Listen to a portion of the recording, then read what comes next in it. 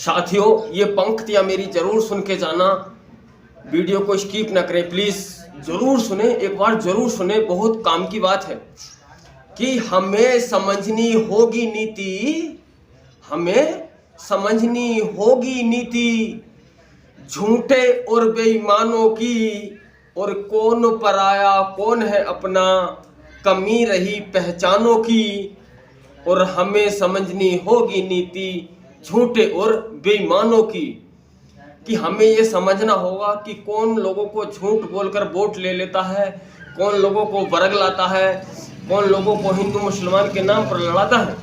वो कौन कौन सी पार्टियां हैं जो लोगों को यानी झूठ बोलकर सत्ता में आ जाती हैं और लोगों को लड़ाती हैं, हिंदू मुस्लिम के दंगे कराती हैं, पब्लिक को नुकसान पहुंचाते हैं। हमें ये जरूर सोचना चाहिए कि हमें समझनी होगी नीति झूठे और बेईमानों की, और कौन है अपना कौन पराया, कमी रही पहचानों की।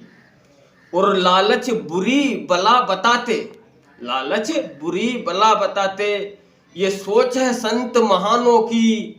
और जात धर्म पर होते झगड़े, जात धर्म पर होते झगड़े, और कमी रही नादानों की। और हमें समझनी होगी नीति झूठे और बेईमानों की। यानी लालच जो है ये बुरी वाला है। हर कोई कहता है कि लालच बुरी वाला है, फिर भी हर कोई लालच में फंस जाता है। यानी जैसे आज लोग 5 किलो राशन में फंस रहे हैं और 2000 रुपये छमाही में तिमाही में मिलते हैं, उस लालच में हम लोग फंस रहे हैं। और हम ये नहीं सोचते कि बेरोजगारी कितनी बढ़ती चली जा रही है, कि लालच बुरी बला बताते, ये सोच है संत महानों की। और जात धर्म पर होते झगड़े, कमी रही नादानों की। यानी वो लोग नादान हैं जो जात धर्म पर झगड़ा करते हैं या करके मर गए हैं, क्योंकि हर कोई कहता कि मानव का शरीर एकदम से नहीं मिल पाता, ये बड़ी मशक्कतों से मिलता है, जाने बहुत अच्छे कर्म करने पड़ते हैं। और हम इसको लोगों के भड़काए में आकर हिंदू मुसलमान का दंगा कर कर और जातियों पे दंगे कर कर अपनी अपनी जान गंवा रहे हैं। वो अनजाने में कर रहे हैं। वो तो घर में मौज मनाते, वो तो घर में मौज मनाते, और यहाँ जाती जान जवानों की। वो तो घर में मौज मनाते और यहाँ जाती जान जवानों की। और समझो साथियों क्यों गफलत में, समझे साथियों क्यों गफलत में, लंका लगी अरमानों की। और हमें समझनी होगी नीति झूठे और बेईमानों की। यानी वो जो हमको हिंदू मुसलमान के नाम पर लड़ाते हैं और जातियों पे लड़ाते हैं, गरीब अमीर पे लड़ाते हैं, यानी हमें उनकी,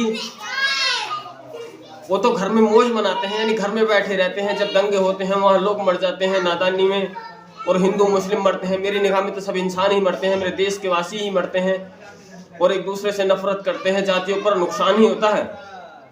कि वो तो घर में मौज मनाते, यहाँ जाती जान जवानों की। यानी यहाँ युवा लड़कर मर जाते हैं एक दूसरे में, हिंदू मुसलमान के नाम पर, जातियों के नाम पर। और समझनी होगी साथियों, समझो साथियों क्यों गफलत में, यानी हम लोग गफलत में हैं, भ्रम में हैं, नादानी में हैं, जो हम उनकी बातों को नहीं समझते कि ये हमारे साथ क्या करना चाहते हैं, हमको क्यों लड़ाना चाहते हैं। वो चाहते हैं कि इनको लड़ाकर देश की संपत्ति को हम लूट लें।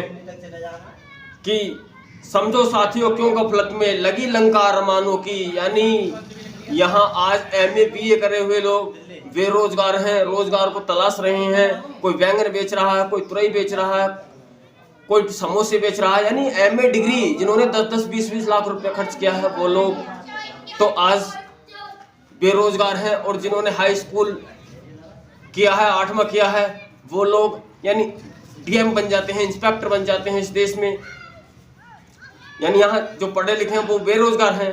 कि चूर चूर हो गई सोच यहाँ, चूर चूर हो गई सोच यहाँ, बूढ़े और जवानों की।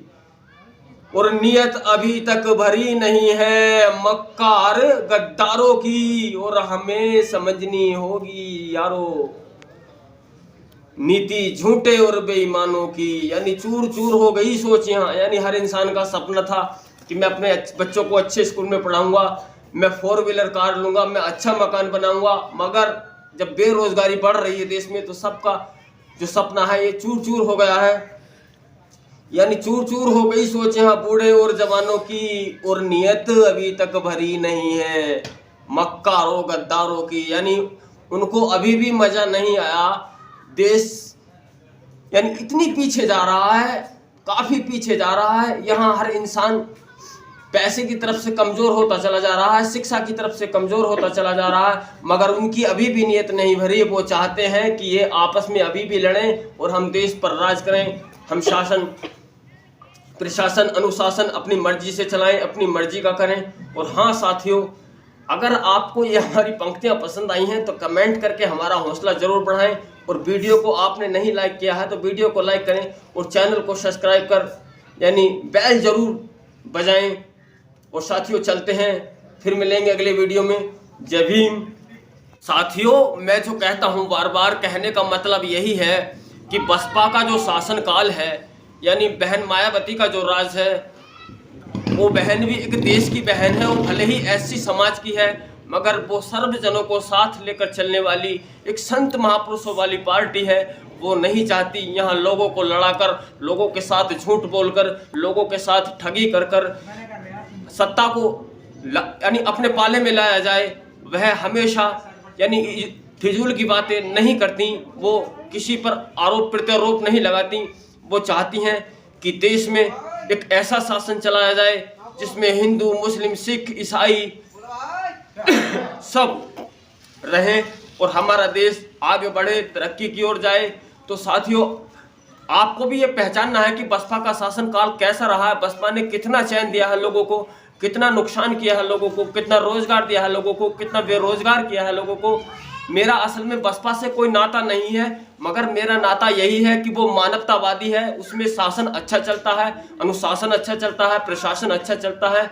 और बसपा की सरकार में यानी जिसकी कभी सुनवाई नहीं होती, जिन लोगों की आज सुनवाई नहीं होती, बसपा शासन काल में सबकी सुनवाई होती है। न उस सरकार में कभी धरने प्रदर्शन होते हैं, न कभी किसी को जबरदस्ती प्रताड़ित किया जाता है, न गरीबों का शोषण होता है, न अमीरों का शोषण होता है। उसमें किसी का भी शोषण नहीं होता। ये बात हमें जरूर सोचनी चाहिए।